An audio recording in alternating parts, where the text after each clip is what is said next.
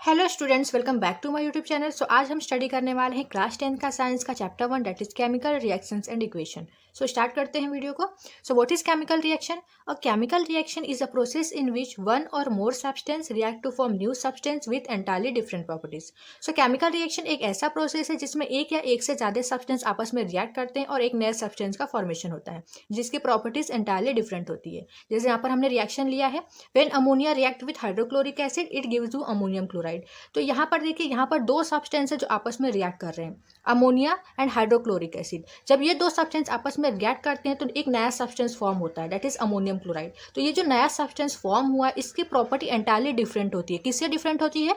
जो सब्सटेंस आपस में रिएक्ट करते हैं। देन नेक्स्ट, अभी यहाँ पर रिएक्टेंट और प्रोडक्ट क्या होता है? सो रिएक्टेंट हम उसे बोलते हैं जो सब्सटेंस केमिकल रिएक्शन में पार्ट लेते हैं, उसे हम बोलते हैं रिएक्टेंट। और जो नया सब्सटेंस फॉर्म होता है उसे हम प्रोडक्ट बोलते हैं। तो यहाँ पर देखिए, यहाँ पर ये जो दो सब्सटेंस है ये केमिकल रिएक्शन में पार्ट ले रहे हैं, तो ये हो गया reactant. Okay, this is reactant. और यहाँ पर एक नया सब्सटेंस फॉर्म हुआ है, सो दिस इज कॉल्ड प्रोडक्ट। जो सब्सटेंस केमिकल रिएक्शन में पार्ट लेते हैं उसे हम रिएक्टेंट बोलते हैं, और जो नया सब्सटेंस फॉर्म होता है उसे हम प्रोडक्ट बोलते हैं। Then next is identification of chemical reaction. अब केमिकल रिएक्शन को आप कैसे आइडेंटिफाई करोगे? आपको कैसे पता चलेगा कि कहीं पर केमिकल रिएक्शन हुई है नहीं? तो ये सभी फॉलोइंग चेंजेस है। यहाँ पर देखिए, पहला है चेंज इन स्टेट। अगर स्टेट में चेंज दिख रहा है मतलब वहाँ पर केमिकल रिएक्शन हुई है। Then change in colour, evolution of gas, change in temperature, formation of a precipitate. इनमें से कोई भी एक चेंज दिख रहा है मतलब वहाँ पर केमिकल रिएक्शन हुई है। तो इन सभी फॉलोइंग ऑब्जर्वेशन से केमिकल रिएक्शन को आप इजिली आइडेंटिफाई कर सकते हो। Then next is what is chemical equation. So see the definition. Chemical equation is the symbolic representation of a chemical reaction with the help of symbols and formula. So chemical equation क्या होता है? जब आप किसी भी chemical reaction को symbol या फिर formula से represent करते हो तो उस chemical reaction को हम क्या बोलेंगे? chemical equation. जैसे यहाँ पर देखिए, यहाँ पर हमने एक chemical reaction लिया that is when methane react with oxygen it gives you carbon dioxide and water. तो यहाँ पर हमने इस chemical reaction को word से represent किया है, तो इसे हम बोलेंगे वर्ड इक्वेशन। जब आप इसी केमिकल रिएक्शन को सिंबल से रिप्रेजेंट करोगे, फॉर्मूला से रिप्रेजेंट करोगे, तो इस इक्वेशन को हम बोलेंगे केमिकल इक्वेशन। तो यहाँ पर देखिए, इस रिएक्शन को हमने फॉर्मूला से रिप्रेजेंट किया। मीथेन का फॉर्मूला क्या होता है? CH4, oxygen O2, carbon dioxide CO2, water H2O। तो इसी केमिकल रिएक्शन को हमने फॉर्मूला से रिप्रेजेंट किया है, इसीलिए इस केमिकल रिएक्शन को हम बोलेंगे केमिकल इक्वेशन। और ये वाला जो केमिकल रिएक्शन है इसे हमने वर्ड से रिप्रेजेंट किया, तो इसे हम बोलेंगे word equation. Then next is what is balanced chemical equation? The equation in which the number of atoms in the reactant and product are same is called as balanced chemical equation. तो जब किसी भी chemical equation में reactant and product side पर number of atoms same हो तो उस equation को हम बोलते हैं balanced chemical equation. Then next, why do we need to balance a chemical equation? किसी भी chemical equation को balance करने की ज़रूरत क्यों पड़ती है? So, according to law of conservation of mass can neither be created nor destroyed in a chemical equation. Chemical equation में, किसी भी chemical equation में ना तो हम mass को create कर सकते हैं ना ही mass को destroy कर सकते हैं. So, the number of atoms involved in a chemical reaction should remain same at reactant and product side. So, इसीलिए किसी भी chemical reaction में reactant and product side पर number of atom कैसे होने चाहिए? Same होने चाहिए. Then next is how to balance chemical equation. किसी भी केमिकल इक्वेशन को आप कैसे बैलेंस करोगे? सो यहाँ पर देखिए, यहाँ पर हमने एक अनबैलेंस केमिकल इक्वेशन लिया, इसे हमें बैलेंस करना है। सो this is right left hand side and this is right hand side. तो यहाँ पर जो भी एलिमेंट प्रेजेंट है उसे हमें लेफ्ट हैंड और राइट हैंड साइड पर रिप्रेजेंट कर लेना है। तो कौन से एलिमेंट प्रेजेंट है? Fe है, हाइड्रोजन और ऑक्सीजन है। तो यहाँ पर हमने आयरन, हाइड्रोजन और ऑक्सीजन को रिप्रेजेंट किया है। सेम एलिमेंट को आप राइट हैंड साइड पर भी रिप्रेजेंट करोगे। देन नेक्स्ट, यहाँ पर चेक करना है कि लेफ्ट हैंड साइड पर ये जो एलिमेंट है इनके कितने एटम प्रेजेंट है, और राइट हैंड साइड पर ये जो एलिमेंट है इनके कितने एटम प्रेजेंट है। तो Fe के कितने एटम है? ओनली 1, तो यहाँ पर हम 1 लिख देंगे। हाइड्रोजन कितने हैं? 2, सो 2। ऑक्सीजन कितने हैं? 1। देन राइट हैंड साइड पे चेक कर लेंगे, Fe के कितने एटम है? 3। ऑक्सीजन के कितने एटम है? 4। हाइड्रोजन के कितने एटम है? 2। अभी यहाँ पर देखिए, यहाँ पर Fe1 है, यहाँ पर Fe3 है, यहाँ पर भी 3 होना चाहिए। तो हम क्या करेंगे? सिंपली जो Fe है उसके सामने हम 3 लगा देंगे। तो यहाँ पर हम लगाएंगे 3।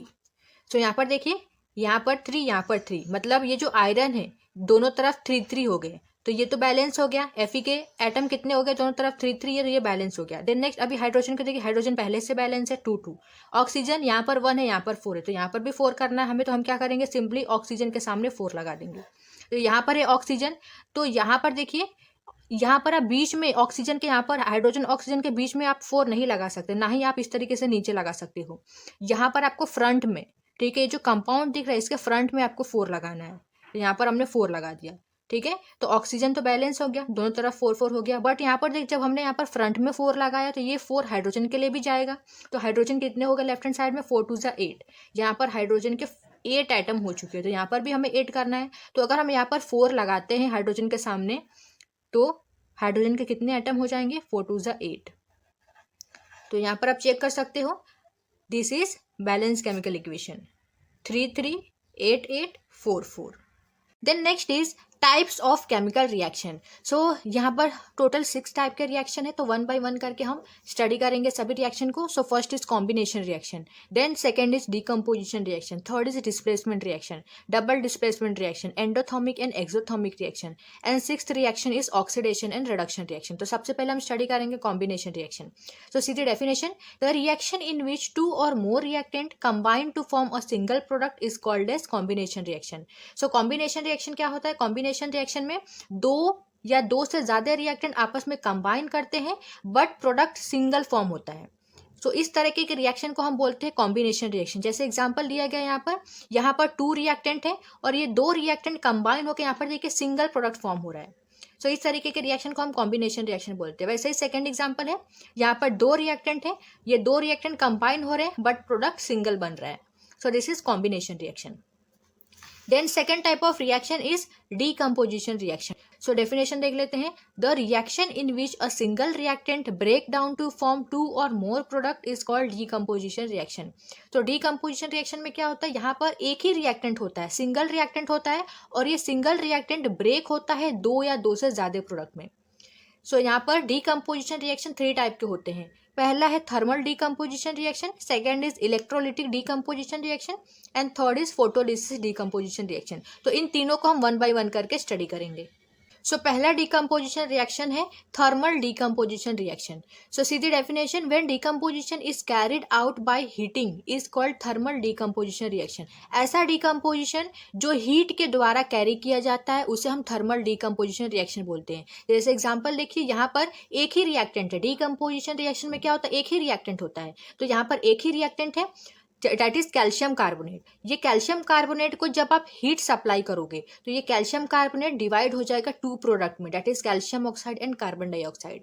Then second type of decomposition reaction is electrolytic decomposition reaction. तो सीधी definition, when decomposition is carried out by passing electricity is called electrolytic decomposition reaction. So यहाँ पर इलेक्ट्रो का मतलब क्या होता है, इलेक्ट्रिसिटी। तो ये एक ऐसा डीकम्पोजिशन रिएक्शन है जो कैसे होगा, जब हम इलेक्ट्रिसिटी पास करेंगे तो जो रिएक्टेंट होगा वो 2 या 2 से ज़्यादा प्रोडक्ट में डिवाइड हो जाएगा। तो यहाँ पर देखिए एग्जाम्पल हमने लिया है, यहाँ पर हमने लिया है वाटर। जब आप वाटर में इलेक्ट्रिक करंट पास करोगे तो ये जो H2O है ये डिवाइड हो जाएगा 2 प्रोडक्ट में, that is H2 and O2। Okay, then next is photolysis decomposition reaction। So see the definition, when decomposition is carried out in presence of sunlight is called as photolysis decomposition reaction। So photolysis decomposition reaction कैसे होता है, sunlight के presence में होता है। जैसे example है silver chloride, जब आप सिल्वर क्लोराइड को सनलाइट के प्रेजेंस में रख देते हो तो ये सिल्वर क्लोराइड 2 प्रोडक्ट में ब्रेक हो जाता है, that is Ag and Cl2। Then third type of chemical reaction is displacement reaction. So definition देख लेते हैं, और reaction in which more reactive element displaces a less reactive element from its compound is called as displacement reaction. So displacement reaction में क्या होता है, यहाँ पर जो मोर रिएक्टिव एलिमेंट होता है वो कंपाउंड में से लेस रिएक्टिव एलिमेंट को डिस्प्लेस कर देता है। जैसे एग्जाम्पल देखिए, यहाँ पर है आयरन और यहाँ पर है कॉपर सल्फेट। तो ये जो आयरन है ये मोर रिएक्टिव एलिमेंट है और इस कंपाउंड में से ये जो कॉपर है ये लेस रिएक्टिव एलिमेंट है। तो ये आयरन क्या करेगा, कॉपर को डिस्प्लेस कर देगा, मतलब ये आयरन कॉपर की जगह ले लेगा। तो यहाँ पर फॉर्म होगा फेरस सल्फेट और कॉपर बाहर आ जाएगा। तो यहाँ पर क्या हुआ, यहाँ पर ये जो मोर रिएक्टिव एलिमेंट है, ये जो आयरन है, इस कंपाउंड में से लेस रिएक्टिव एलिमेंट को क्या किया, इसने डिस्प्लेस कर दिया। सो this is called displacement reaction. Then next type of reaction is double displacement reaction, a reaction in which the positive and negative ions of two ionic compound exchange places to form two new compound is called double displacement reaction.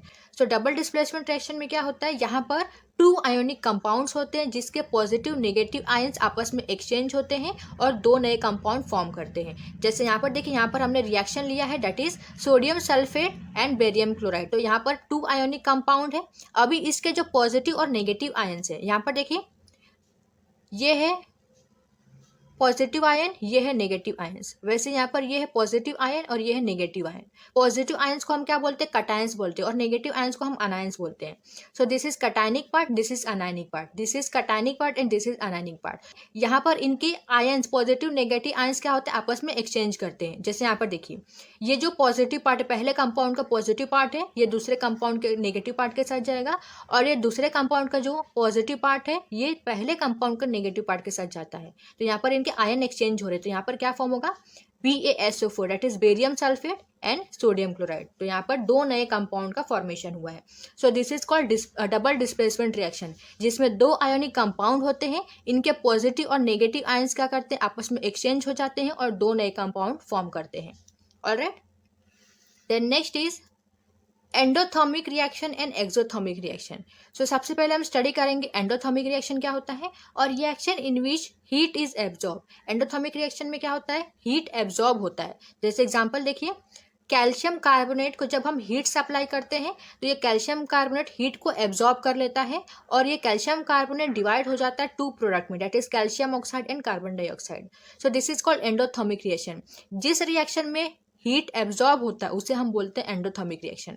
Then next exothermic reaction क्या होता है, और reaction in which heat is release. ऐसा reaction जिसमें heat release होता है, heat बाहर निकलता है, उस टाइप के रिएक्शन को हम बोलते हैं एक्सोथर्मिक रिएक्शन. जैसे यहाँ पर रिएक्शन देखिए, कैल्शियम ऑक्साइड प्लस वाटर. यहाँ पर टू रिएक्टेंट है, कैल्शियम ऑक्साइड जब वाटर के साथ रिएक्ट करता है तो यहाँ पर प्रोडक्ट फॉर्म हुआ है कैल्शियम हाइड्रोक्साइड, और साथ ही साथ यहाँ पर हीट रिलीज हो रहा है, हीट बाहर निकलता है. जब हीट बाहर निकलता है तो उसे हम क्या बोलते हैं, उसे हम बोलते हैं exothermic reaction. Then next type of reaction is what is oxidation reaction and what is reduction reaction. So see here, oxidation reaction, addition of oxygen or removal of hydrogen is called as oxidation reaction. तो ऐसा reaction जिसमें oxygen का addition हो या फिर hydrogen का removal हो, उस तरीके के रिएक्शन को हम बोलते हैं ऑक्सीडेशन रिएक्शन. जैसे एग्जांपल देखिए, यहाँ पर magnesium when react with oxygen it gives magnesium oxide. तो यहाँ पर मैग्नीशियम के साथ किसका एडिशन हो रहा है, ऑक्सीजन का एडिशन हो रहा है. तो जब ऑक्सीजन का एडिशन होता है तो वो कौन सा रिएक्शन होता है, वो होता है ऑक्सीडेशन रिएक्शन. तो ये ऑक्सीडेशन रिएक्शन का एग्जांपल है. Then next is ammonia. यहाँ पर अमोनिया रिएक्टेंट में, यहाँ पर एक ही रिएक्टेंट है, डेट इज अमोनिया. अभी अगर प्रोडक्ट में आप देखोगे तो यहाँ पर नाइट्रोजन हाइड्रोजन अलग हो गए, बट रिएक्टेंट में नाइट्रोजन हाइड्रोजन दोनों साथ में है. तो यहाँ पर क्या हो, यहाँ पर हाइड्रोजन का रिमूवल हुआ है. तो जब हाइड्रोजन का रिमूवल होता है तो उस तरीके के रिएक्शन को हम बोलते हैं ऑक्सीडेशन रिएक्शन. तो ये दोनों ही जो रिएक्शन है ये ऑक्सीडेशन रिएक्शन के एग्जांपल है.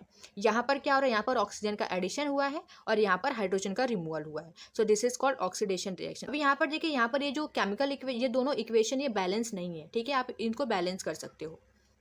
Then next, what is reduction reaction? So addition of hydrogen or removal of oxygen is called as reduction reaction. तो ऐसा रिएक्शन जिसमें हाइड्रोजन का एडिशन हो या फिर ऑक्सीजन का रिमूवल हो, उस तरीके के रिएक्शन को हम बोलते हैं रिडक्शन रिएक्शन. जैसे यहाँ पर देखिए, यहाँ पर magnesium when react with hydrogen it gives magnesium hydride. तो यहाँ पर मैग्नीशियम के साथ किसका एडिशन हो रहा है, हाइड्रोजन का एडिशन हो रहा है. तो जब हाइड्रोजन का एडिशन होता है तब हम बोलते हैं उसे reduction reaction. Then next is, यहाँ पर देखिए, यहाँ पर है मैग्नीशियम ऑक्साइड. यहाँ पर मैग्नीशियम और ऑक्सीजन दोनों साथ में है, बट अगर आप प्रोडक्ट साइड पर देखोगे तो मैग्नीशियम ऑक्सीजन दोनों अलग हो गए. मतलब यहाँ पर क्या हो, यहाँ पर ऑक्सीजन का रिमूवल हुआ है. तो जब ऑक्सीजन का रिमूवल होता है तब हम उसे बोलते हैं रिडक्शन रिएक्शन. तो ये जो दोनों एग्जाम्पल है ये रिडक्शन रिएक्शन के एग्जाम्पल है. देन नेक्स्ट यहाँ पर देखिए, ये वाला जो इक्वेशन ये तो बैलेंस है, 1 atom of magnesium 1 atom of magnesium, here 2 atom of hydrogen and 2 atom of hydrogen. तो ये इक्वेशन तो बैलेंस है, बट ये वाला इक्वेशन कैसा है, अनबैलेंस है. ठीक है, तो आप इन इक्वेशन को आप 1 2 3 इन इक्वेशन को आप बैलेंस कर सकते हो. Then next, what is redox reaction? Those reaction in which oxidation and reduction occur simultaneously are called redox reaction. तो एक ऐसा रिएक्शन जिसमें ऑक्सीडेशन रिएक्शन दोनों साथ में हो, ठीक है, उस तरीके के रिएक्शन को हम बोलते हैं redox reaction. So see the example, zinc oxide plus copper gives you zinc plus copper oxide. तो यहाँ पर देखिए जिंक ऑक्साइड, जिंक ऑक्सीजन दोनों साथ में है, लेकिन आप प्रोडक्ट साइड पे देखोगे तो यहाँ पर जिंक अकेला है, मतलब यहाँ पर क्या हुआ, यहाँ से ऑक्सीजन रिमूव हुआ है। तो जब ऑक्सीजन का रिमूवल होता है तो हम उसे क्या बोलते हैं, हम उसे बोलते हैं रिडक्शन रिएक्शन। तो यहाँ पर क्या हुआ, यहाँ पर रिडक्शन हुआ है। वैसे ही अगर आप यहाँ पर देखोगे तो यहाँ पर कॉपर अकेला है, लेकिन अगर प्रोडक्ट साइड में देखोगे तो कॉपर के साथ क्या आ गया है, ऑक्सीजन आ गया, मतलब यहाँ पर ऑक्सीजन का एडिशन हो गया है। जब ऑक्सीजन का एडिशन होता है तो उसे हम बोलते हैं ऑक्सीडेशन रिएक्शन। तो यहाँ पर ऑक्सीडेशन हुआ है और यहाँ पर रिडक्शन हुआ है। तो यहाँ पर ऑक्सीडेशन रिएक्शन दोनों साथ में हुआ है, तो इस रिएक्शन को हम बोलेंगे रेडॉक्स रिएक्शन।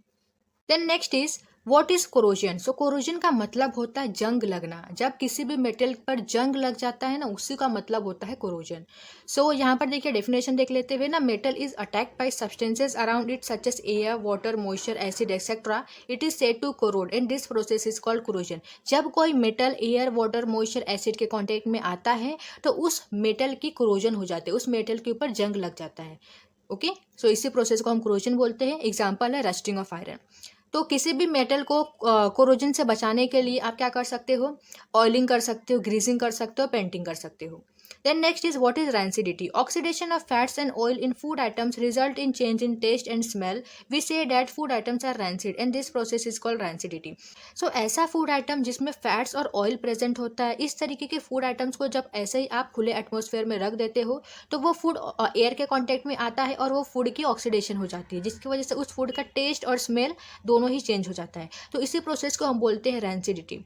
जैसे फॉर एग्जांपल अगर मैं चिप्स के पैकेट की बात करूँ तो चिप्स के पैकेट में नाइट्रोजन गैस फिल किया हुआ होता है, जिसकी वजह से वो चिप्स खराब नहीं होते, लेकिन आप उसी चिप्स के पैकेट को ओपन करके ऐसे खुले एटमॉस्फेयर में रख देते हो तो वो चिप्स एयर के कॉन्टेक्ट में आता है और एयर के कॉन्टेक्ट में आने की वजह से उस चिप्स की ऑक्सीडेशन हो जाती है। ठीक है, उसी प्रोसेस को हम बोलते हैं कि वो जो चिप्स हो क्या होगा, रैंसिड हो गया है। तो किसी भी फूड को रैंसिड से बचाने के लिए, रैंसिडिटी से बचाने के लिए आप क्या कर सकते हो, आप फूड को रेफ्रिजरेटर में स्टोर कर सकते हो या फिर एयर टाइट कंटेनर में स्टोर कर सकते हो। So this is all about the first chapter. I hope कि आपको ये टॉपिक समझ में आया हो। अगर वीडियो समझ में आई हो तो वीडियो को लाइक कर दीजिए, शेयर कीजिए एंड सब्सक्राइब कीजिए।